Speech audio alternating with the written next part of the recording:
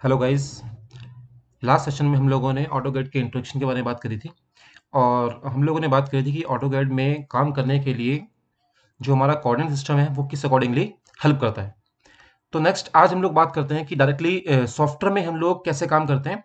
और सबसे पहले आज हम लोग बात करने वाले हैं कि ऑटोगैड में किसी भी ड्राइंग को बनाने के लिए जो हमारे स्टार्टिंग सेटिंग्स होती हैं वो हम लोग कैसे करेंगे। ठीक है। तो अभी अगर आप ध्यान दें तो मेरे स्क्रीन में ये ऑटोकैड का आपको एक आइकन नजर आ रहा होगा, ये हमारा सॉफ्टवेयर है। हम लोग डायरेक्टली आज सॉफ्टवेयर में काम करने वाले हैं। तो जैसे ही आप सॉफ्टवेयर के ऊपर डबल क्लिक करेंगे, थोड़ा सा सॉफ्टवेयर टाइम लेता है और आपके सामने ऑटोकैड की एक स्क्रीन खुलती है।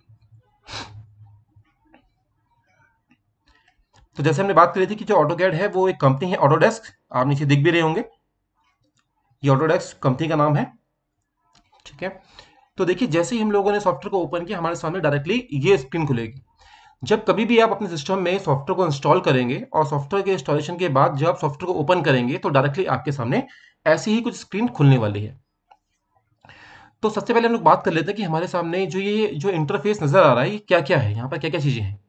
सबसे पहले ऊपर देखिए, आपको ये ए रेड लेटर्स में नजर आ रहा होगा।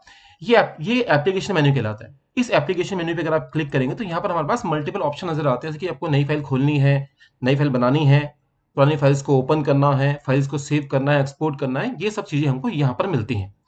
उसके बाद ऊपर अगर हम ध्यान दें, फाइल, एडिट, व्यू, इंसर्ट, ये सब मेन मेन्यूज कहलाते हैं। सिर्फ ऑटोकैड में ही नहीं, बाकी भी आपने काफी सॉफ्टवेयर में देखा होगा कि हमारे पास इस अकॉर्डिंगली मेन मेन्यूज नजर आते हैं। इन सारे मेन्यूज के अंदर हमारे पास उस पर्टिकुलर सॉफ्टवेयर से रिलेटेड मल्टीपल कमांड्स होती हैं। नाउ नेक्स्ट अगर हम ध्यान दें, इसके नीचे होम, इंसर्ट, एनोटेट, लेआउट, ये सब टैब्स कहलाते हैं एक्चुअली। और जो आपके पूरा कंप्लीट अरेंजमेंट नजर आ रहा है, इसे हम लोग रिबन्स के नाम से जानते हैं। हर पर्टिकुलर टैब में मल्टीपल ग्रुप्स नजर आएंगे आपको। जैसे होम टैब के बारे में अगर हम बात करें तो होम टैब में आपको ड्रॉ ग्रुप नजर आएगा। ड्रॉ मींस कुछ भी ड्रॉ करने से रिलेटेड जो भी आपको कमांड्स होंगी वो सारी आपको यहां पर नजर आएंगी, जैसे कि लाइन, पॉलीलाइन, सर्कल्स, आर्क्स वगैरह ये नजर आएंगे। इसी अकॉर्डिंगली मॉडिफाई के अंदर कुछ मॉडिफिकेशन टूल्स नजर आएंगे, लेयर्स हैं, एनोटेशंस हैं। तो धीरे धीरे जैसे कि हम लोग आगे बढ़ते जाएंगे, इन सारी कमांड्स के बारे में हम लोग डिस्कशन करने वाले हैं। उसके बाद आपको जो ये ब्लैक स्क्रीन नजर आ रही है, इसके बारे में हम थोड़ी देर में डिस्कशन करने वाले हैं। एक्चुअली हम लोग यहाँ पर ही ड्राइंग बनाते हैं। उसके बाद नीचे अगर हम ध्यान दें, जहाँ पर आपको कमांड लिखा हुआ नजर आ रहा होगा, ये जो कमांड है, यहाँ पर क्या होता है कि अगर आपको ऑटोकैड में कोई भी कमांड यूज करनी है या जब आप कोई भी कमांड लेते हैं तो सॉफ्टवेयर जो आपको इंफॉर्मेशन देता है वो आपको यहाँ पर जहाँ पर लिखा है टाइप अ कमांड, यहाँ पर हमको इंफॉर्मेशन सॉफ्टवेयर देगा। इस विंडो को, जो छोटी सी आपको ये विंडो नजर आ रही है व्हाइट वाली, इसे हम लोग कमांड लाइन के नाम से जानते हैं। इसके बाद अगर हम ध्यान दें, नीचे आपको यहाँ पर कुछ आइकन्स नजर आ रहे होंगे, दिख रहा है? Snap, grid, ortho. तो ये हमारे ड्राफ्टिंग मेन्यूज कहलाते हैं। ये हमारे हेल्पिंग मेन्यूज हैं। इनके बारे में भी हम लोग डिस्कशन कुछ देर बात करेंगे। चलिए, तो सबसे पहली बात तो ये है कि जैसे ही हम लोगों ने सॉफ्टवेयर खोला, हमारे सामने ये स्क्रीन हमको नजर आ रही है। आपको जो ये पीछे ब्लैक स्क्रीन नजर आ रही है, ये एक इनफाइनाइट वर्क स्पेस है। इनफाइनाइट वर्क स्पेस का मतलब ये है कि आप यहाँ पर सपोज आपको अगर 10 लाख किलोमीटर की लाइन खींचनी है तो भी हम लोग यहाँ पर खींच सकते हैं। बट सबसे पहली बात यह है कि जब हम लोगों ने सॉफ्टवेयर को ओपन किया तो सबसे पहले हमको जो भी यहाँ पर ड्राइंग बनानी है उसके लिए पहले कुछ सेटिंग्स करनी होंगी। वो सेटिंग्स हम लोग कैसे करेंगे? सबसे पहले बात यह है कि हमको अभी नहीं पता कि हमारे यूनिट्स क्या चल रही हैं, हमारे यूनिट्स जो हमारी चल रही होंगी उसका प्रिसीजन क्या चल रहा होगा, हमारा एंगल मेजरमेंट क्या है, उसकी डायरेक्शंस क्या है। तो उन सबको सेट करने के लिए हमारे पास ऊपर अगर हम मेन मेन्यू में ध्यान दें, फॉर्मेट आपको नजर आ रहा होगा। फॉर्मेट में हमारे पास एक ऑप्शन हमको नजर आएगा, यूनिट्स। जैसे ही आप यूनिट्स पे क्लिक करेंगे, आपके सामने ऐसी एक विंडो खुलने वाली। फिलहाल मैं इस विंडो को क्लोज कर रहा हूं। देखिए, ऑटोकैड में किसी भी कमांड को लेने के लिए मल्टीपल ऑप्शंस होते हैं। अगर हम ध्यान दें, मेन मेन्यू में जैसे हमने फॉर्मेट में गए थे, यहाँ पर यूनिट का ऑप्शन हमको नजर आ रहा है। अगर आपको यही यूनिट्स अगर खोलनी हो तो उसके लिए आप नीचे कमांड लाइन में UN भी टाइप कर सकते हैं। देखिए, मैं नीचे कमांड लाइन में UN टाइप करने जा रहा हूं। जैसे ही हमने UN टाइप करके एंटर किया तो सिमिलर हमारे पास वही ड्राइंग यूनिट्स का बॉक्स खुलता है। इसका मतलब यह है कि हम लोग AutoCAD में किसी भी कमांड को लेने के लिए मल्टीपल ऑप्शंस यूज कर सकते हैं। जैसे जैसे हम लोग आगे बढ़ते जाएंगे उसी अकॉर्डिंगली हम लोग बात करते जाएंगे कि किस कमांड के लिए शॉर्टकट कीज, जिनको हम लोग एलियास के नाम से जानते हैं, वो क्या है। तो सबसे पहले ड्राइंग यूनिट्स में अगर हम ध्यान दें, हमारे पास यहाँ पर लेंथ में यहाँ पर देखो डेसिमल नजर आ रहा होगा। अगर आप यहाँ पर इसके बगल में ड्रॉप डाउन जो आपको आइकन नजर आ रहा है, अगर आप इस पर क्लिक करेंगे तो यहाँ पर हमारे पास मल्टीपल यूनिट फॉर्मेट्स आपको नजर आएंगे। Architectural, decimal, engineering, fractional, scientific, इतने टाइप के यूनिट फॉर्मेट्स हमारे पास AutoCAD में जनरली अवेलेबल होते हैं। तो पहले हम लोग डिस्कशन कर लेते हैं कि किस फॉर्मेट में हमको क्या यूज करना है, कब यूज करना है। सबसे पहले अगर हम बात करें आर्किटेक्चरल, आर्किटेक्चरल जनरली हम लोग यूज करते हैं अगर आपको कोई भी ड्राइंग फीट और इंचेस में बनानी हो, उस केस के लिए हम लोग आर्किटेक्चरल यूज करते हैं। और सिमिलर प्रिसीजन भी आपको, अगर आपको ध्यान दें हम, तो यहाँ पर मल्टीपल प्रिसीजन हमको नजर आ रहे हैं। सिमिलर अगर हम बात करें डेसिमल, डेसिमल मींस अगर आपको कोई भी drawing millimetre, metre, centimetre, kilometre से बनानी है तो इसके लिए हम लोग डेसिमल को ही फॉलो करते हैं। प्रिसीजन के बारे में हम लोगों ने अपने लास्ट सेशंस में कभी बात करी थी कि हम लोग AutoCAD में अप टू 8 डेसिमल प्लेसेस तक काम कर सकते हैं। तो आपको जितनी प्रिसाइज आपकी ड्राइंग बनानी है उस अकॉर्डिंग हम लोग प्रिसीजन वैल्यू सेट कर लेते हैं। इसी तरह हमारे पास इंजीनियरिंग फॉर्मेट आपको नजर आ रहा है। इंजीनियरिंग में भी हम लोग फीट और इंचेस में काम करते हैं। डिफरेंस क्या है, देखिए आर्किटेक्चर में फीट इंच में काम हो रहा था और इंजीनियरिंग में भी फीट इंच में ही काम हो रहा है। देखिए यहाँ पर प्रिसीजन को फीट इंच में नजर आएगा। डिफरेंस सिर्फ प्रिसीजन का है। प्रिसीजन का मीन्स अगर आप ध्यान दें, जब आपने आर्किटेक्चर यूज किया था तो प्रिसीजन वैल्यू हमारे बाय में चल रही है, 1/2, 1/4 इंचेस, 1/8 इंचेस। बट अगर आपने इंजीनियरिंग लिया तो प्रिसीजन वैल्यू हमारे जनरली राउंड फिगर में चल रही है। जैसे कि आपको लिखना है 4.6 इंचेस यानी कि 4.5 फीट, तो आप उसको 4 फीट 6 इंच भी लिख सकते हैं। और अगर आप इसको आर्किटेक्चर में लेंगे तो यहाँ पर आपको बाय में भी 1/2 इंच भी आप ले सकते हैं। तो डिपेंड करता है आपको किस अकॉर्डिंग ड्राइंग बनानी है। इसी तरह फ्रैक्शनल वैल्यूज अगर चाहिए तो आप फ्रैक्शन में काम कर सकते हैं। और अगर आपकी ड्राइंग में एक्सपोनेंशियल वैल्यूज भी हैं तो ऐसे केस में हम लोग साइंटिफिक ले सकते हैं। देखिए एक्सपोनेंशियल वैल्यूज हमारी चल रही है प्रिसीजन में। तो फिलहाल अभी हम लोग डेसिमल लेने वाले हैं, धीरे धीरे हम लोग आगे चलेंगे इन चीजों में भी। इसी तरह सबसे पहले ठीक है, हम लोगों ने अपना यूनिट फॉर्मेट सेट कर लिया कि हमको डेसिमल में काम करना है। नाउ नेक्स्ट थिंग इज कि हमारा एंगल क्या चल रहा होगा। सिमिलर एंगल के लिए भी आपको मल्टीपल यूनिट्स आपको नजर आ रही है यहाँ पर। डिग्रीज में चाहिए, ग्रेडियंट पर मिनट पर सेकंड चाहिए, या ग्रेडियंट लेना है तो जिस भी अकॉर्डिंगली आपको एंगल मेजरमेंट आपको लेना है आप ले सकते हैं। सपोज अभी हम लोग डेसिमल डिग्रीज में काम कर लेते हैं। सिमिलर एंगल का प्रेसिजन भी हमको नीचे नजर आ रहा है। बट जनरली एंगल हम लोग राउंड फिगर में ही लेके चलते हैं, यानी कि आप इसको 0 लें तो भी कोई इशू नहीं है। इसके नीचे आपको एक ऑप्शन और नजर आ रहा होगा क्लॉकवाइज का। क्लॉकवाइज अब देखिए यहाँ पर दो चीजें हैं, अगर आप इस बटन को प्रेस करेंगे तो क्लॉकवाइज चलेगा, अगर आप इस बटन को ऑफ कर देंगे तो काउंटर क्लॉकवाइज चलेगा। मींस अब देखिए क्या होता है, जनरली अगर हम लोग बात करें डायरेक्शंस की, तो डायरेक्शंस में मतलब अगर आपको कोई भी एंगल बनाना है 10 डिग्री, 20 डिग्री, 30 डिग्री, तो हम लोग राइट हैंड से शुरू करते हैं और काउंटर क्लॉकवाइज चलते हैं। राइट साइड में हमारा 0 डिग्री होता है, अपवर्ड हमारा 90 डिग्री होता है, लेफ्ट हैंड में हमारा 180 डिग्री होता है और डाउनवर्ड हमारा 270 डिग्री होता है। तो जनरली हम लोगों ने स्कूल टाइम से ही एंगल को काउंटर क्लॉकवाइज ही लिया है। तो आप यहाँ पर भी एंगल को काउंटर क्लॉकवाइज ले सकते हैं। दैट मीन्स आपको क्लॉकवाइज जो आपको बटन दिख रहा है इसको प्रेस करने की जरूरत नहीं है। इसके बाद आपको यहाँ पर एक इंसर्शन स्केल नजर आ रहा होगा जहाँ पर मिलीमीटर लिखा हुआ है। फिलहाल इसके बारे में हम लोग आज डिस्कशन नहीं करने वाले हैं, इसके बारे में हम लोग डिस्कशन करेंगे कुछ सेशंस के बाद। तब हम लोग बात करेंगे कि ये क्या चीज है। अभी आप यहाँ पर कुछ भी रखेंगे तो फिलहाल अभी आपको कोई भी फर्क नहीं पड़ने वाला है। सिमिलर लाइटनिंग का ऑप्शंस के बारे में भी हम लोग बात नहीं करने वाले हैं। नाउ नेक्स्ट एक ऑप्शन नीचे हमको और नजर आ रहा है डायरेक्शन का। अगर आप डायरेक्शन में क्लिक करेंगे तो यहाँ पर हमको मल्टीपल डायरेक्शन नजर आ रही होंगी, east, north, west, south, others.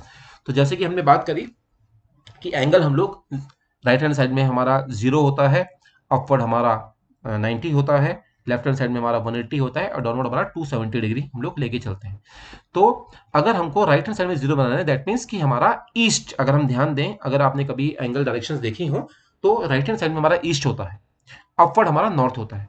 तो आपको जनरली हम लोग एंगल्स को ईस्ट से ही डायरेक्शन से ही काउंट करते हैं। स्कूल टाइम से हम लोगों ने एंगल को ईस्ट डायरेक्शन से ही काउंट किया था। तो फिलहाल अभी भी हम लोग यहाँ पर ईस्ट लेने वाले हैं। डिपेंड करता है हमारी ड्राइंग में 0 डिग्री हमें कहाँ लेके चलना है।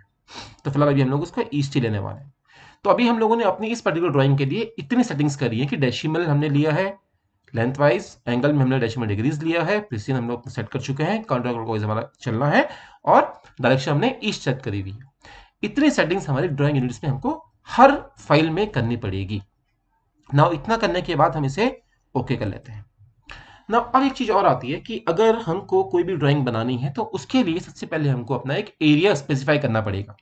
जैसे हमने बात करी थी कि हमें जो ये स्क्रीन नजर आ रही है ये एक इन्फाइनाइट वर्क स्पेस है, मींस यहाँ पर हम कितनी भी बड़ी लाइन खींच सकते हैं।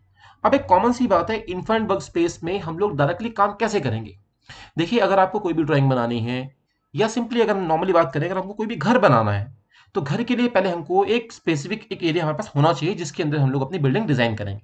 सिमिलर उसी वे में अगर हम लेके चलें तो यहाँ पर भी हमको अपना एक एरिया स्पेसिफाई करना पड़ता है जिसमें हमको अपनी ड्राइंग बनानी है। तो उस ड्राइंग को एरिया को सेट करने के लिए सिमिलर फॉर्मेट में ही हमारे पास एक ऑप्शन नजर आएगा ड्राइंग लिमिट्स के नाम से।